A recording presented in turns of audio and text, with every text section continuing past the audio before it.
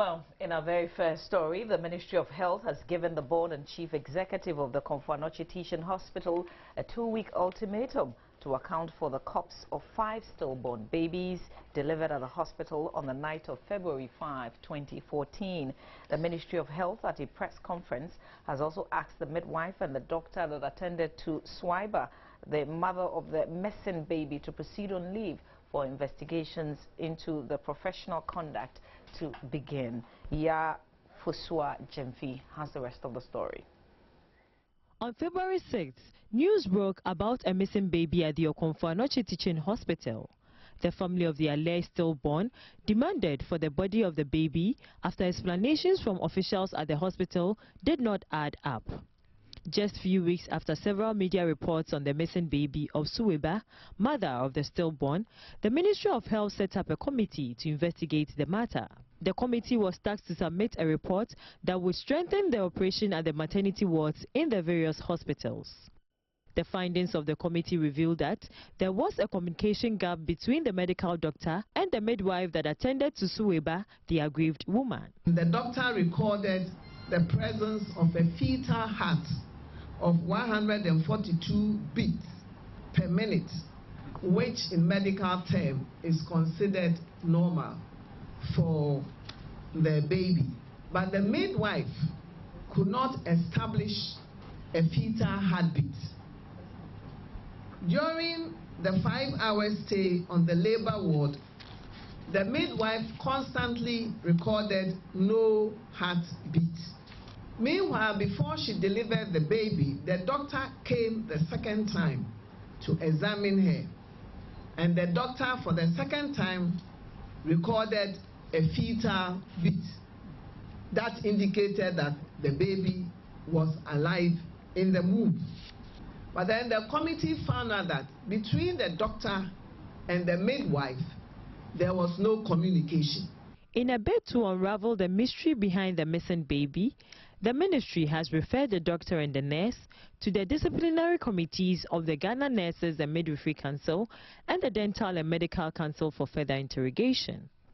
We think that 16 deliveries, 5 stillbirths, that means 30% of mortality is not acceptable. So what we have done, we have written to the CEO of Komfo-Anokye Hospital, the board and members of Komfo-Anokye Hospital, that they should account for 5 stillborn babies. Going forward, the ministry has assured of implementing sanctions and recommendations that would come up after the investigations. It notes it would also draw up policies and set up a call center to address various complaints by patients. Ya Fusua Jemfi, Joy News, Accra. Meanwhile, 7 people have been charged for stealing and conspiracy to steal by the Ashanti Regional Police Criminal Investigations Department in connection with the missing baby at the Komfo-Anokye Teaching Hospital. According to the Regional Police PRO, ASP Mohammed Tanko, a docket has since been sent to the Attorney General's Department for perusal and advice. Meanwhile, the 4 people who were arrested and remanded for storming the hospital to demand for the body of the baby have also been granted bail with 3 sureties. They will appear in court on the 14th of March.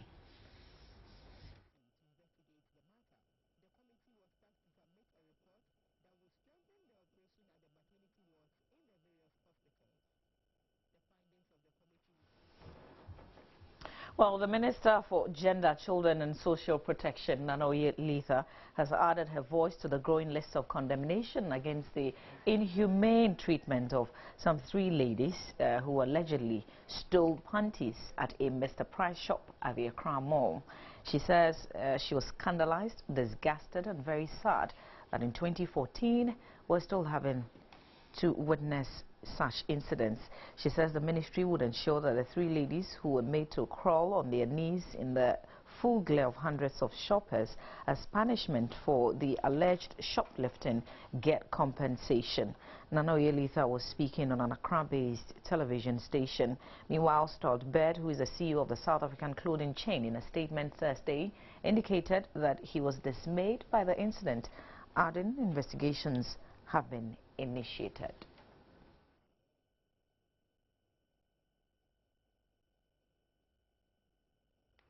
And the minister was in Parliament to respond to summons by the Speaker to furnish the House with information on how to alleviate the plight of female head porters.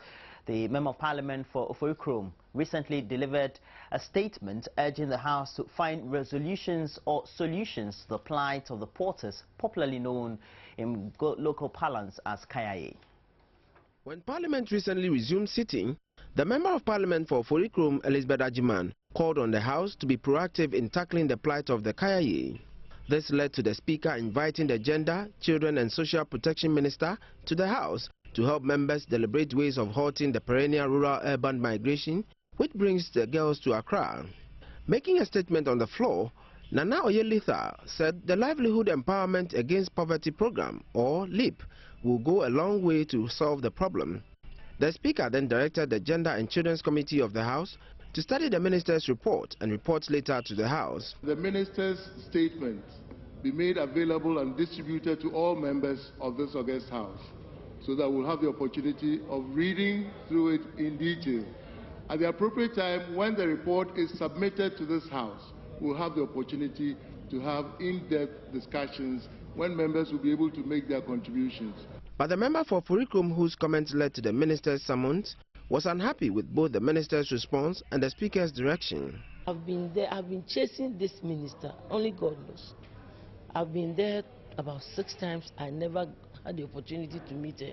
I was always told she's not there. So I have not her number. I called her, she didn't respond. I sent a text message. She responded that that very day evening around 6 p.m. she will call me and we discuss it. And never, she didn't call me. I went there, I even sent a copy of the CDs I made out of these programs I did in my constituency, and she never responded to me that she even had the cassette or what. I sent it to her special assistant in the office. So this is an opportune time that I should have said something to the minister or even gotten the opportunity to speak to her on this issue. But look at what has happened. Nobody was allowed to ask questions, so I don't even know what else to do.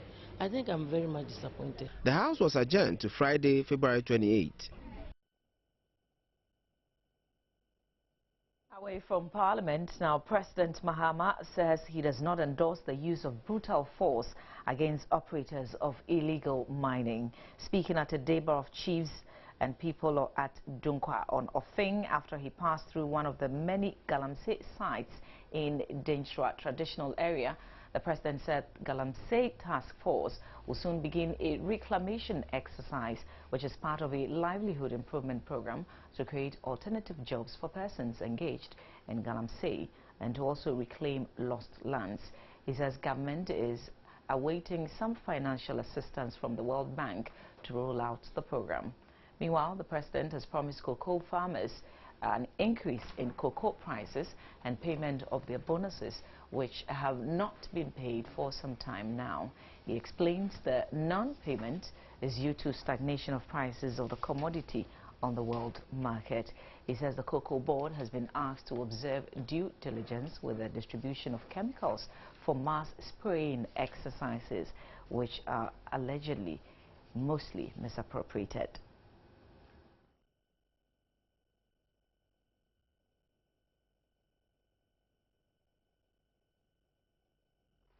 Meanwhile, minority in Parliament is asking government to pay more for the cocoa beans it buys from local farmers. Cocoa farmers are currently paid 3,392 Ghana cedis per metric ton. The current price amounts to 46% of what it costs a metric ton of cocoa under the free on board price, which stands at a little over 7,000 Ghana cedis. Government had stated it anticipates paying farmers a minimum of 70% of that amount for their production. But the minority is demanding 50% payment of the free on board price. Know how many farmers, cocoa farmers are in Ghana, here in Ghana? 835,000 at the last count. So if a group of 6,000 have come together and are being held by an external agency, not our local, and our government refuses to pay what is they are entitled, it shows you how serious the situation is. They also said the withdrawal of the mass spraying has also compounded the plight of the cocoa farmers. But some majority MPs disagreed. I am prepared to call anybody who says that the mass spraying exercise has been cancelled as a liar. It's a palpable falsehood, it's ongoing, and I mean, to the best of my knowledge, government is going to put in more effort in 2014. So if they don't have anything to say, with the greatest deal of respect, as far as cocoa is concerned, they should keep quiet, they should shut up. The majority spokesperson on Agric and the chairman of the Food and Agriculture and Cocoa Affairs Committee also disagreed with some of the facts. It's not the best to accuse governments of failing when really he knows that not all those services are being withdrawn from cocoa production.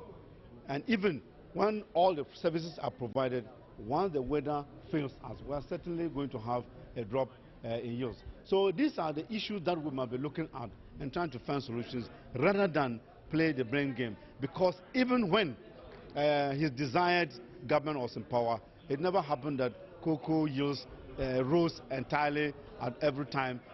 The minority also told the press that Ghanaian farmers will continue to struggle with their basic needs if the prices of the beans does not change due to the current level of the depreciation of the cedi against the dollar. Now, Food Sovereignty Ghana is calling on government to engage members of the public in the discussion of genetically modified foods, GMOs, and seeds in the country. According to its vice chairman, the intended introduction of GMOs has dire consequences on the economy, and Ghanaians must be educated to understand the concept. Food Sovereignty Ghana for the past few months has embarked on a series of demonstrations expressing their displeasure at the intended introduction of GMO foods and seeds into the country. According to them, its introduction will deprive Ghanaians of their means of livelihood, since government would have to import all seeds instead of local seed growers. Deputy chairman of the group said attempts to reach stakeholders to deliberate on the impact of GMOs on the economy and lives proved futile. We are also trying very much to involve the parliamentarians to let them understand what the implications of this, Plant Breeders Bill and the Biosafety Act are.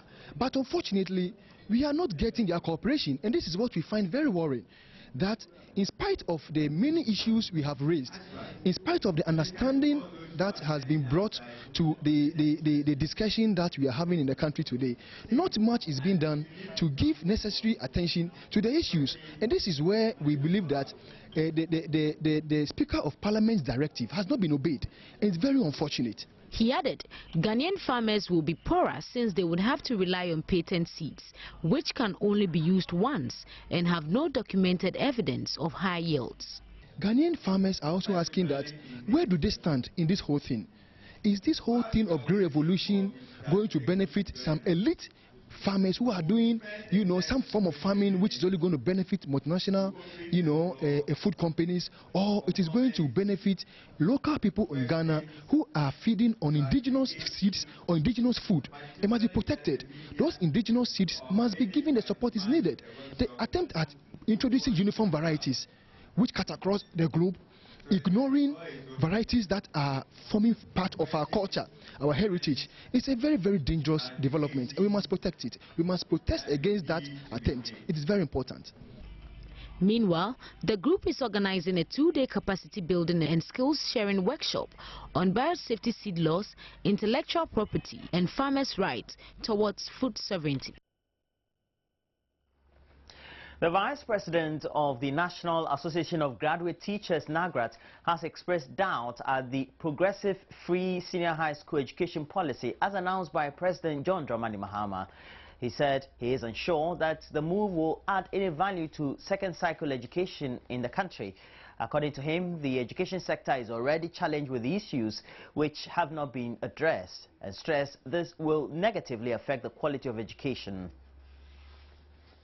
President John Mahama, in his State of the Nation address to Parliament on Tuesday, revived the controversial free SHS education policy with a promise to progressively implement the policy in the 2015-2016 academic year. This assurance, according to the Vice President of NAGRAT, is not feasible but will only add up to the already existing challenges facing the education sector.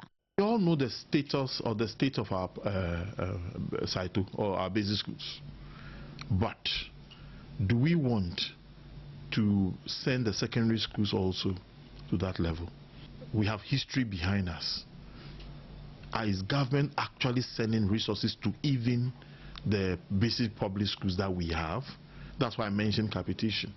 I mentioned Get Fund. I mentioned the problem with the 3 northern regions. If these ones are even in arrears, what will happen? If we are going to have about 750 public senior high schools nationwide.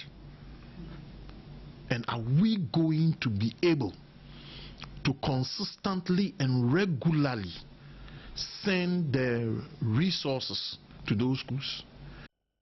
He, however, called on government to engage stakeholders in the education sector before its implementation.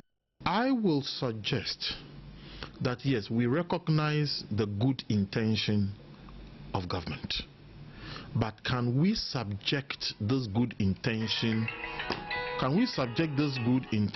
to more scrutiny and discussion by various stakeholders, by various researchers in education, so that we can come up with a plan that will be acceptable to all?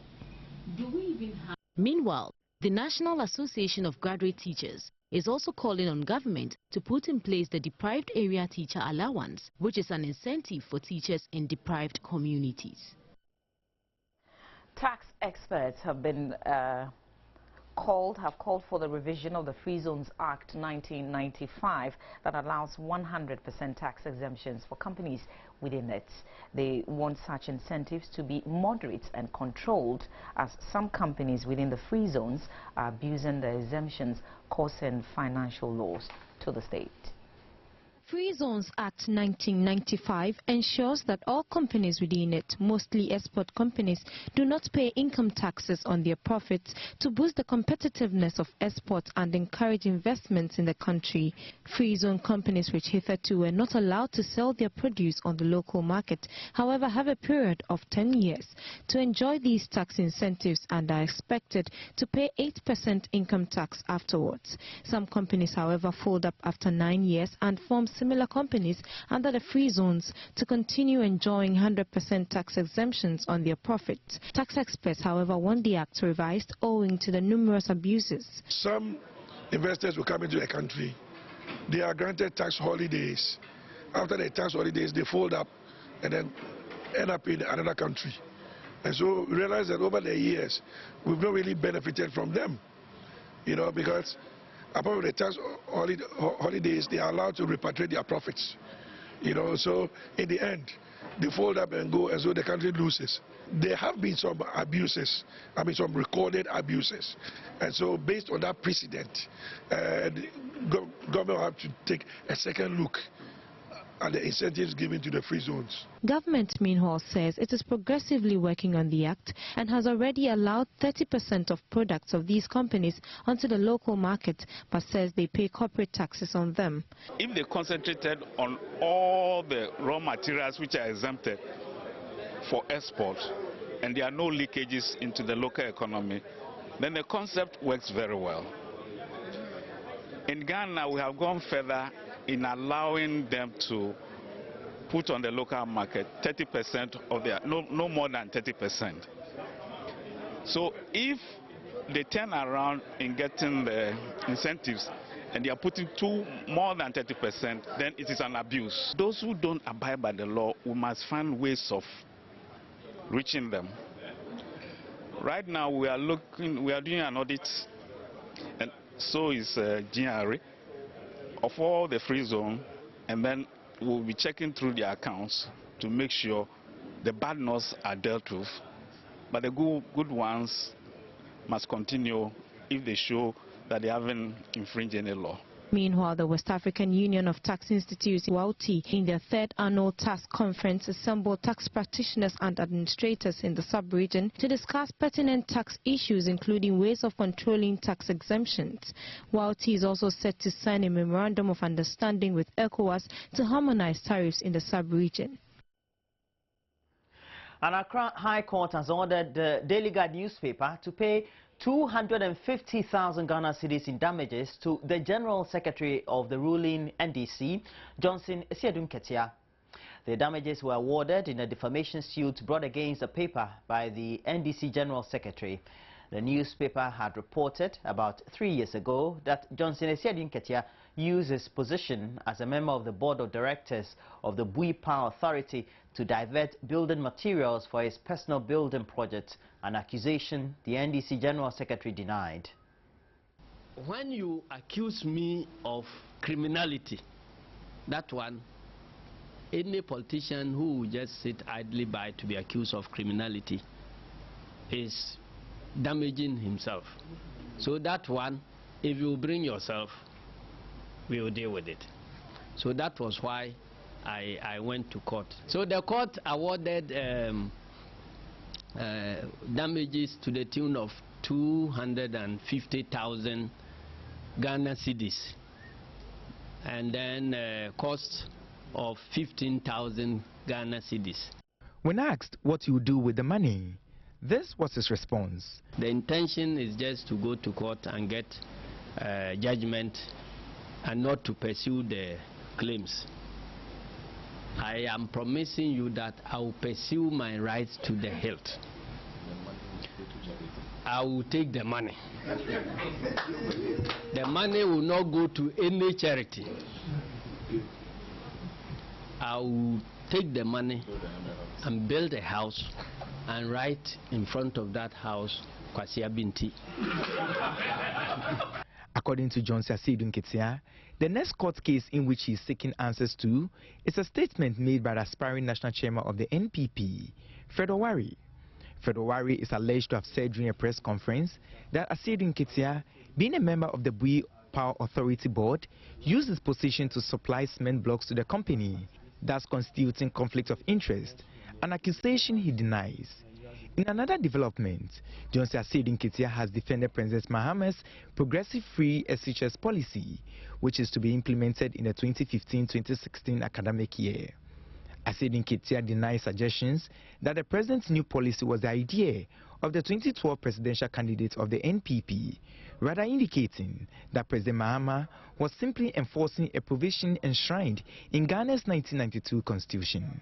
Now we came to 2012 elections, and then MPP took this Article 25B and decided to promise Ghanaians that they would introduce free senior high school education immediately.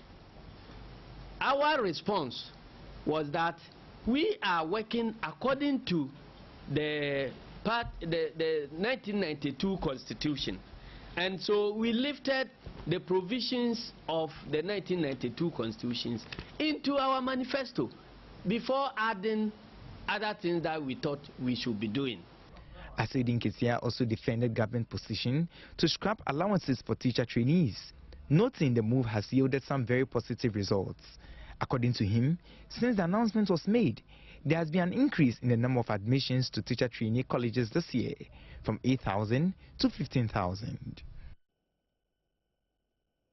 For many of you who do not understand the very phrase, Kwasia Binti, used by the General Secretary of the NDC, just means that because of somebody's foolishness. Well, you can say stupidity. Well, that'll be it for now. We just have to give you a recap of our top headlines for the morning. Well, the midwife and doctor that attended to mother of the missing baby at the Komfo-Anokye Teaching Hospital have been asked to proceed on leave. Meanwhile, the board and CEO of the hospital have been also given some 2-week ultimatum to account for the corpse of 5 stillborn babies. The President, John Dramani Mahama, has condemned the use of brutal force against illegal miners. And Minister for Gender, Social and Children and Social Protection, Nanoye Letha, has promised to secure compensation for Mr. Price shoplifters, whilst Mr. Price, the South African clothing chain, has also initiated its own investigations. So those are the top headlines we have for you for the morning. Next, we bring to you sports. It's brought to you by Tigo and Cowbell. It's up next. Good morning, I am Baba Tando and I bring you the latest in the world of sports. Today we begin on a boxing note, but remember that Sports on the AM show is proudly brought to you by Tigo and Cowbell. Now, yesterday, we are all waiting for that much anticipated big bout of the century or of the decade. I want to call it that way. It's that one between Brian Makamoko, we all know him as Bukom Banko, and his arch rival, Ayite Powers. Now, yesterday, the fight was officially launched at the Accra Sports Stadium, and a lot of talk went on, but chief amongst them was that one from the boss of, or the chairman of the Ghana Boxing Authority, Peter Zwenes. He is actually hoping that this fight will go down in memory lane as one of the greatest fights ever, or one of the greatest promotions ever to go down in Ghanaian boxing history. And he's also calling for calm from supporters of both camps. This fight has generated intense public interest, and the projections and indications are that it will break all the records. For those who were too young to remember, we can recall that when DK Poison fought Danny Little Red Lopez at this same Accra Sports Stadium on the 6th of November 1976, there was a record crowd of 130,000, and that is captured in the Guinness Book of Records. And all indications are that this fight, if the projections go well, might surpass that record.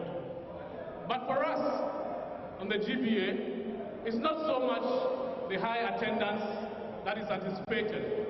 It is the opportunity for us to showcase Ghana boxing, to show how much we have progressed with Ghana boxing, to show the skills that we have as far as Ghanaian boxers are concerned. Fixtures, full fixtures coming up in the EPL this weekend. Everton are hosting Western United. Fulham take on Chelsea. Newcastle United, they travel to Hull City. And then Arsenal also leave the Emirates Stadium and go to Stoke City. Aston Villa will play host to Norwich City. Swansea City take on Crystal Palace. And then Tottenham Hotspur, they host Cardiff City.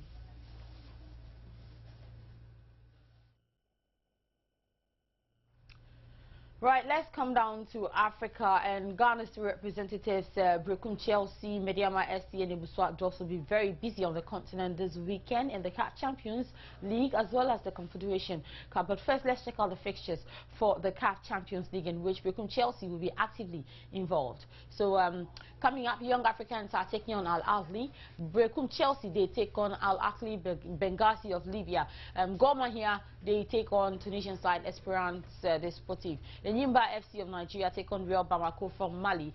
We have Ast Douala taking on TP Mazembe. TP taking on TP Mazembe. And then we have Barak Young Controllers taking on Silwe Sports. Derby take on CS Sfaxien. Oroya FC take on Raja Casablanca. And then we also see Flambeau Delay taking on Coton Sport of Cameroon.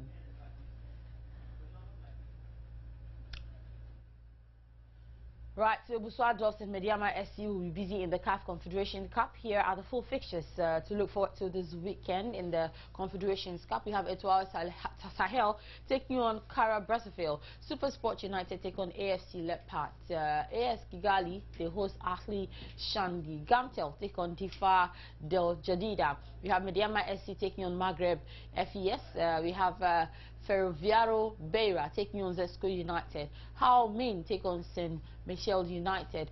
Konjo, they take on Bayelsa United. Red Lions host CS Constantine. Club Bamako, they take on ASEC Abidjan.